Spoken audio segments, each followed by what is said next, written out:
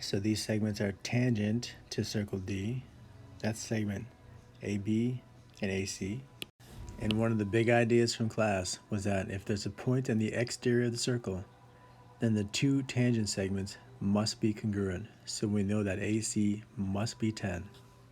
The other big idea is that a tangent segment meets a radius at this point of tangency at an angle that is 90 degrees. The radius and the tangent will always be perpendicular to each other at these points of tangency.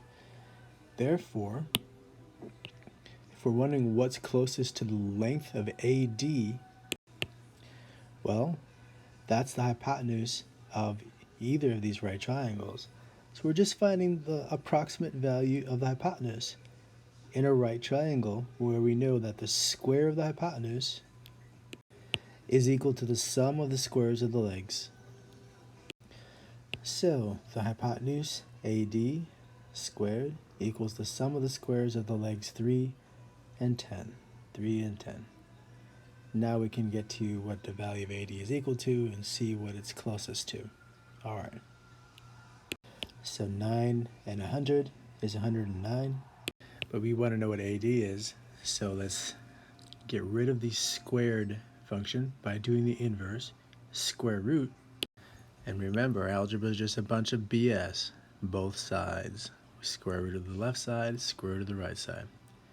Also remember from algebra that when you do this stage, you should consider the positive and negative square root. Of course, in this problem, AD is going to be non-zero. It will be non-negative, it will be positive, and so we can ignore the negative part. So the square root cancels out the squared, leaving us with just AD, and AD is equal to the positive square root of 109. So the question is AD closest to 9.5, 10, 10.4, or 13? Well, it's exactly 109. What is this closest to? Well, if we were doing this without a calculator, we'd consider square roots in perfect squares. 9 squared is 81, 10 squared is 100, 11 squared is 121.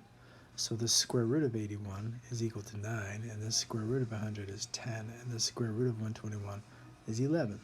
So we want to know what the square root of 109 is. Well, 109 is kind of halfway between the root 100 and the square root of 121.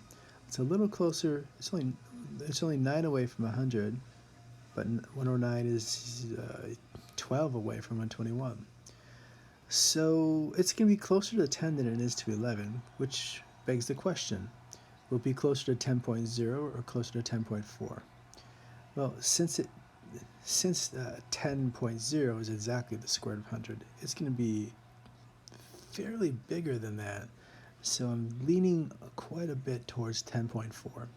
And if you check with your calculator, you'll find out, indeed, this is really close to 10.4.